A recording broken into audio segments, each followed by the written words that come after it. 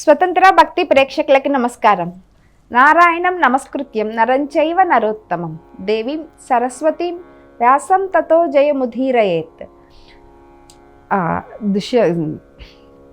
కణ్వ మహర్షి కూడా కూతురు రోజు రోజుకి బాధపడటం, అతని కోసం చూసి క్షీణించిపోవటం, ఇవన్నీ చూసి ఇప్పటికే చాలా రోజులు అయిపోయినాయి, ఇంకా ఉపేక్షించటం మంచిది కాదని తన శిష్యులను పిలిచి శకుంతలని కుమారుడిని దుష్యంతుడికి అప్పచెప్పిరండి అని ప్రయాణానికి సిద్ధం చేసి చక్కగా అన్నీ సిద్ధం చేసి కుమార్తెను పిలిచి, అమ్మ కుమార్తె వివాహమైన తర్వాత ఎక్కువ రోజులు అన్న కానీ తమ్ముడు కానీ నాన్న దగ్గర కానీ ఎక్కువ రోజులు ఉండటం క్షేమం కాదు.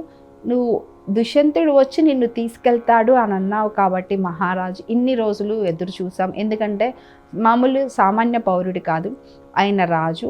ఏ పనిలో ఉన్నాడు, ఒకవేళ ఏదన్నా ప్రాంతంలో యుద్ధానికి వెళ్ళాడేమో, ఇంకా వస్తాడు, అక్కడి నుంచి వెళ్ళి వచ్చి రాచకార్యాల మీద ఆయన చాలా సమయం లేనంత తీరిక లేనంతగా గడుపుతూ ఉండొచ్చు. నీ విషయం మర్చిపోయి ఉండవచ్చు. కారణం ఏదైనా కానీ ఇంతకాలం ఎదురు చూసాము, కానీ ఇంకా ఉపేక్షించడం భావ్యం కాదు. నీ అత్తగారింటికి వెళ్ళటం, నీ భర్త దగ్గరికి వెళ్ళటం అన్ని విధాల శ్రేయస్సు. అంతేకాదు కుమారుడు పెద్దవాడు అవుతున్నాడు, తండ్రి సంరక్షణలో ఉండటం, తండ్రి ఎవరో తెలియాలి, ఇవన్నీ జరగటం చాలా ముఖ్యం తల్లి. నీవు బయలుదేరి నీవే నీ భర్త దగ్గరికి వెళ్ళు, అతను రాలేదు కదా, ఇంకా ఉపేక్షించడం భావ్యం కాదు, నీవే నీ భర్త దగ్గరికి వెళ్ళు అని శిష్యు బృందాన్ని ఇచ్చి అన్నీ కూతురికి చెప్పవలసిన జాగ్రత్తలు చెప్పి, అలాగే తను పెంచినటువంటి కూతురు ఒక రకంగా మనవడే కదా, ఆ మనవడికి కూడా అన్ని జాగ్రత్తలు చెప్పి అప్పుడు దాకా తన దగ్గర ఉన్నప్పుడు అన్ని రకాల విద్యలు నేర్పించేశాడు. ఆయన నేర్పించగలిగినటువంటి విద్యలన్నీ చిన్న వయసులోనే 10 సంవత్సరాలకే అబ్బాయికి అన్నీ నేర్పించాడు. అవన్నీ నేర్పించి కూతుర్ని మనవడిని శిష్యులతో పంపించాడు. వీళ్ళు బయలుదేరి వెళ్తా ఈ కణ్వ మహర్షి శిష్యులందరూ సాత్విక స్వభావులే కదా, పెద్దగా ఆహారం కూడా వారికేం అవసరం లేదు. జలాన్ని తీసుకుని నీటిని తీసుకుని కొన్ని రోజులు ఉండగలిగేటువంటి వాళ్ళు అలాంటి మనుషులే ఉన్నారనమాట. సో ఆ ప్రాంతం నుంచి పడవలో బయలుదేరి వెళ్ళి చక్కగా ఆ రాజ్యంలోకి అడుగు పెట్టబోయే ముందు దిగగానే రాజుకి సందేశం ఇచ్చారు. ఇలా కణ్వ మహర్షి ఆశ్రమం నుంచి వచ్చాము, రాజును దర్శించుకోవడానికి వస్తున్నామని సందేశాన్ని పంపించారు.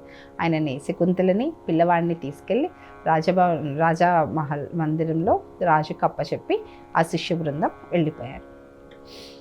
ఇప్పుడు దుష్యంతుడి ముందు రాజభవనంలో శకుంతల ఆమె కొడుకు నుంచుని ఉన్నారు. వాళ్ళని చూడగానే దుష్యంతుడు, ఎవరు మీరు, ఎక్కడి నుంచి వచ్చారు, ఏ పని మీద వచ్చారు, మీకు నేను ఎలా సహాయం చేయాలి, మీకు వచ్చినటువంటి కష్టం ఏంటి అని అడిగాడు.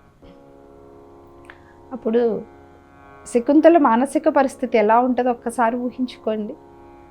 శకుంతల చాలా శాంతంగా మహారాజుతో మాట్లాడడానికన్నా ముందు తన కుమారుడి వైపు చూసి సర్వధముడితో, అయ్యా ఈయన మీ నాన్నగారికి నమస్కారం చేయి, కొడుకుగా తండ్రికి ఆయన ఏం చేయాలి, ఎలా గౌరవం ఇవ్వాలో అవన్నీ చేయించింది. అవన్నీ చూసి మనసులో సంతోషపడుతూ పైకి, ఎవరు మీరు అని మళ్ళీ అడిగాడు. మీరెవరో నాకు గుర్తు రావట్లేదు, ఎవరు నీవు అని అడిగాడు. అదేంటి మహారాజా, అన్నీ తెలిసి కూడా ఏమీ తెలియని సూర్యుడిలాగా ప్రశ్నిస్తున్నారు మీరు ఒకసారి కణ్వ మహర్షి ఆశ్రమానికి వచ్చారు కదా, నన్ను ఇలా వివాహం చేసుకున్నారు కదా, ఇతను నీ కుమారుడు కదా అంటే, అసలు ఎవరు నువ్వు, నాకు అవి ఏమీ గుర్తు రావట్లేదు, మంచి శరీర సౌష్ఠవం పరాక్రమవంతం తేజస్సు ఉన్నటువంటి ఒక పిల్లవాడిని తీసుకొచ్చి నా కుమారుడు అంటే నేనెలా అంగీకరిస్తాను అన్నాడు. దానికి సాక్ష్యం ఏంటి అని అడిగాడు. నీవు నా భార్యవే, అతను నా కుమారుడే అనడానికి సాక్ష్యం ఏంటి అని అడిగాడు.